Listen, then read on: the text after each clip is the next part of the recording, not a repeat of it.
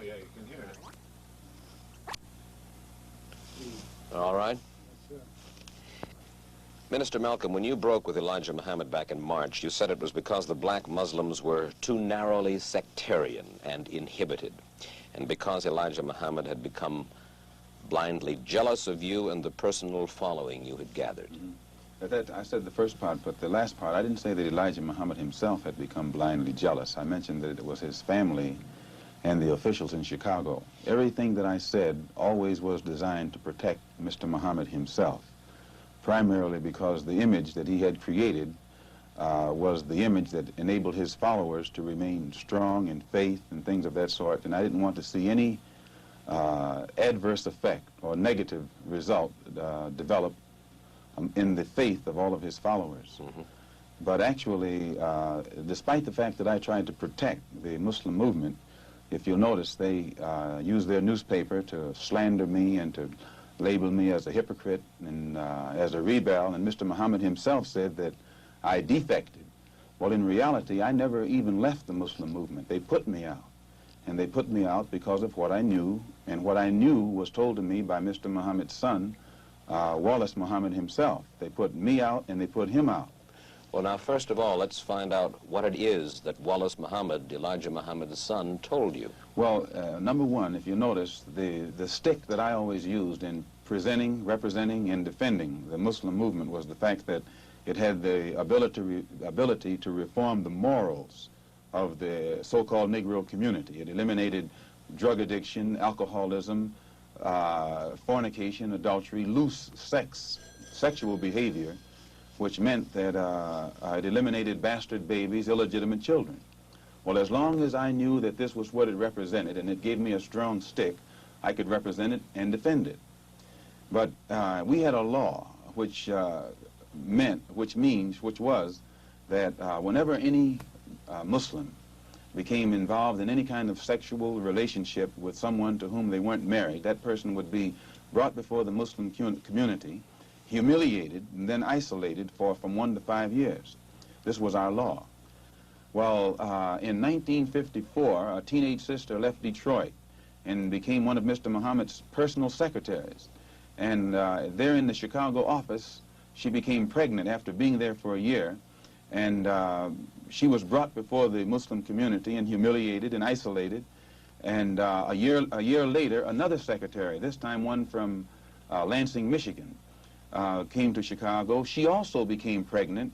She was brought before the community and humiliated and isolated. And because the other person was never brought forth during this court session, it was concluded by all of Mr. Muhammad's followers that it was a non-Muslim who was the other party. Well, we grew so rapidly until that in 1957 or 58, the secretarial staff was expanded to, I think, 8 teenage sisters.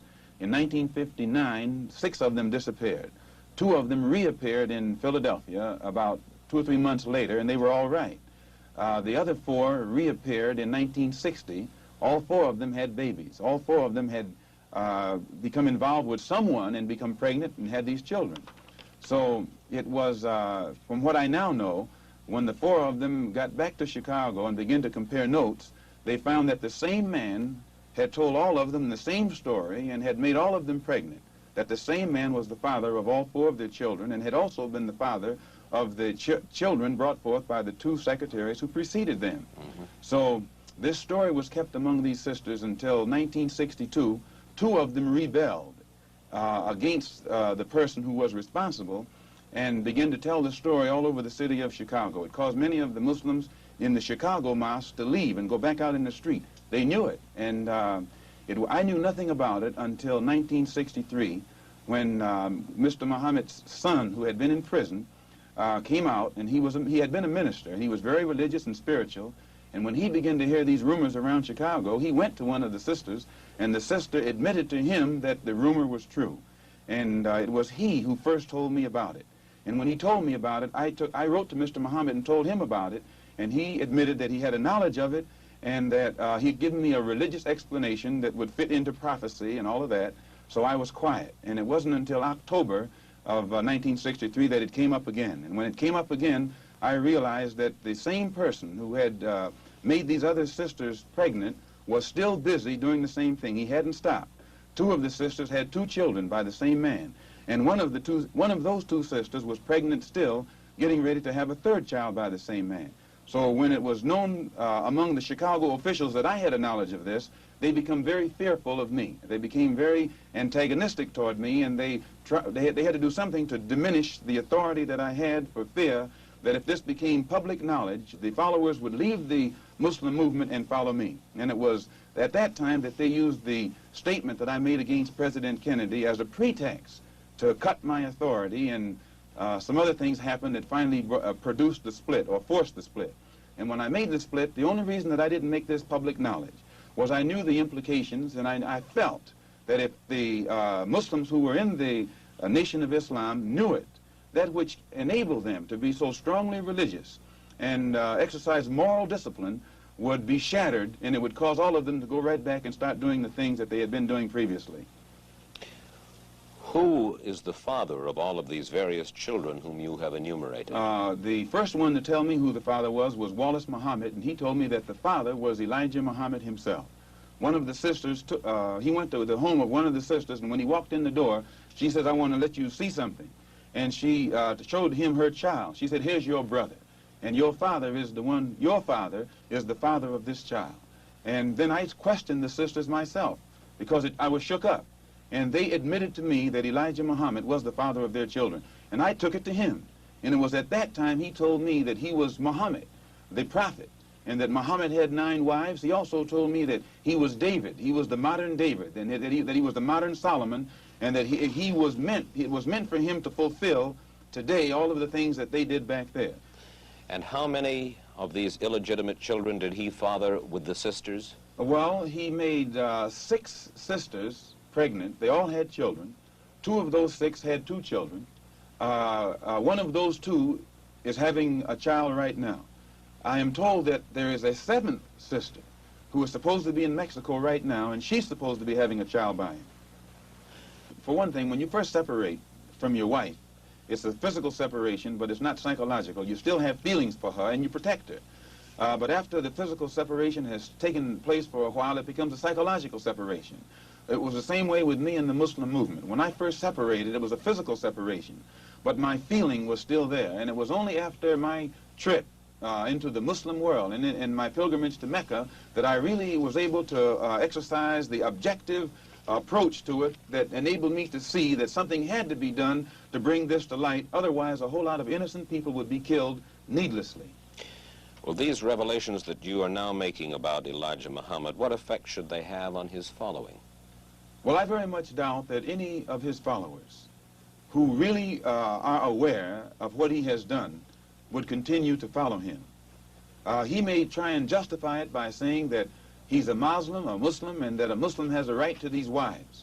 If this were the case, these sisters should not have been humiliated. These sisters have been looked upon for the past 5 years, or 6 years, or 7 years as being guilty of having committed fornication. They have been debased. They have been degraded. I have heard him himself refer to them as having disgraced him. So if they were his wives, he should have given them a position of respect so that all of his followers would respect them, and that they would have the protection of his followers today. Well, do you feel that you then perhaps now should take over the leadership of the black Muslims? No, I have no desire to take over the leadership of the black Muslims, and I have never had that desire. But I do have this desire. I have a desire to see the Afro-American in this country get the human rights that are his due. I believe that the Islam religion is the best religion for our people because it creates unity, and it gives one dignity and racial confidence and all of these things that are necessary to make a complete human being. Are you not perhaps afraid of what might happen to you as a result of making these revelations? Oh, yes. I probably am a dead man already. What do you mean? Well, when you understand the makeup of the Muslim movement and the psychology of the Muslim movement, as long as if I myself, by having confidence in the leader of the Muslim movement, if someone came to me and I had no knowledge whatsoever of what had taken place, and they told me what I'm saying, I would kill them myself. The only thing that would prevent me from killing someone who made a statement like this, they would have to be able to let me know that it's true. Now, if anyone had come to me other than Mr. Muhammad's son, I never would have believed it, even enough to look into it. But I had been around him so closely, I had seen indications of the reality of it, but my religious sincerity made me block it out of my mind. Have you received threats on your life? Oh, yes. I first received threats on my life in December. In December. No, not in December, in January. When it first became known that I had come back to New York and told the captain of the Fruit in New York, who was my right-hand man formerly, and also the secretary of the New York Mosque and the minister in Boston. When it became known that I had told them, then an effort was made to shut me up. One brother encouraged to go out to my house and shut me up. And fortunately, it was a brother who was well capable of doing so, but it was a brother who was highly intelligent. He was academically equipped to think for himself. And what he was told to do didn't add up. And fortunately, he was the one who put out a feeler to me to find out what was wrong. And I opened his eyes.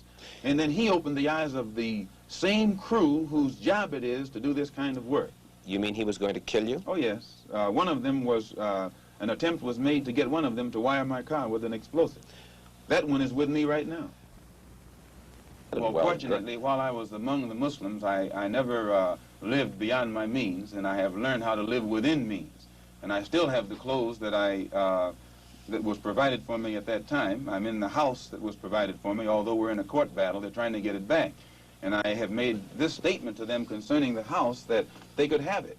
If they would take me back, that they would permit me to come before the Muslim movement, the rank and file, and explain or defend myself against all of the charges that they've made against me, they could have the house. But they are going contrary to their own laws by standing up in the mosque and indicting me, but never giving me a chance to defend myself. And they say that no one can judge me but Mr. Muhammad. In this case, Mr. Muhammad can't sit as judge because he's involved in the case. Elijah Muhammad says of the Muslims, we carry no arms, and we do not seek to win victory with arms. We do nothing to others that we would not have done unto us.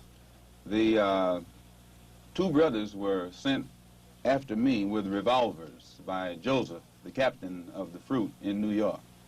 They were armed. When a Muslim is attacked, and you'll find this to be the pattern, when the Muslims were attacked in Monroe, Louisiana, Elijah Muhammad gave no signal to anybody across the nation to come to the defense of their brothers. When our brothers were attacked in Los Angeles, again, Elijah Muhammad gave no signal to anybody to come to the defense of those brothers. Never have the Muslims anywhere in the country gotten any kind of instruction from the national office or headquarters on how to defend themselves when they are attacked by outsiders.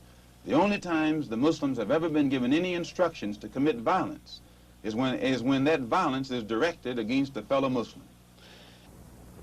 His followers are violent against Negroes. Against Negroes?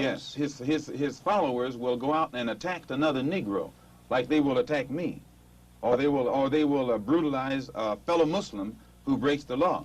But you don't find those same followers going out and becoming involved in the Negro struggle in any way whatsoever. Now, the violence that he accuses me of is my tendency to want to participate in the struggle of the Negro at all levels. This is what he calls violence. One question before we go further with that. Has Wallace Muhammad left the black Muslims? Wallace Muhammad was put out of the Muslim movement right along with me. As far as you are concerned, you will accept the fealty, if you will, of any Negro anywhere under any conditions? You have to define fealty. You want them to give you their loyalty? Not me, their loyalty. I'm not seeking for the loyalty of any Negro, but I am seeking that for Negroes to learn how to be loyal to themselves. And when the Negro learns how to be loyal to himself, our problem is pretty well solved. Do you feel that your message, apparent message of love that you brought back from Islam is the real reason they're after you, because you're not hating as hard as they want you to? Well, I never did hate anybody hard.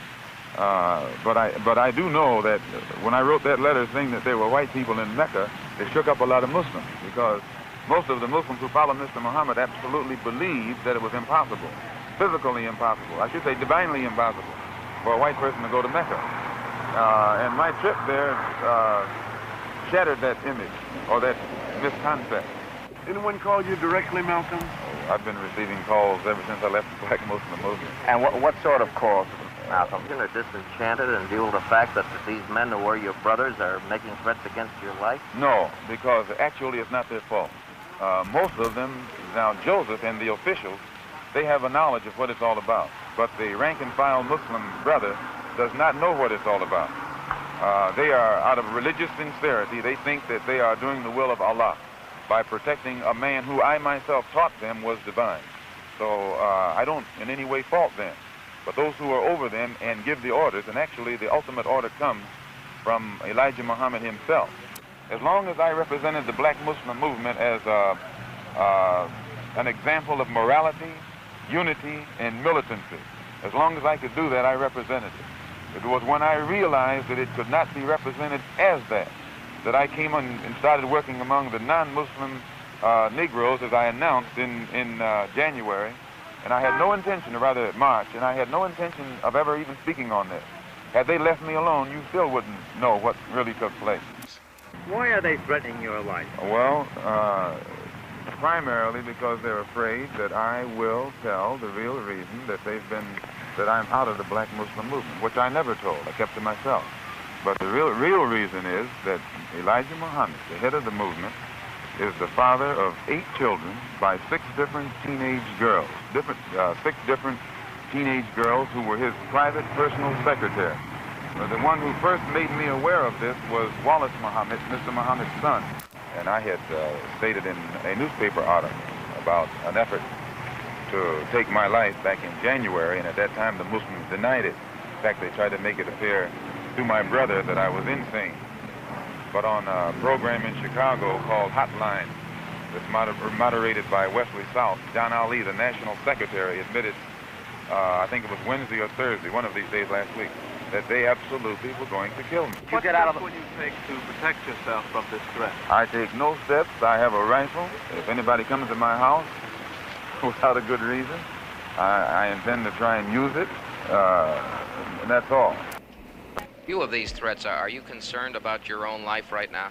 No, I don't worry. I tell you, I'm a man who believed that I died 20 years ago, and I live like a man who is dead already. I have no fear whatsoever of anybody or anything.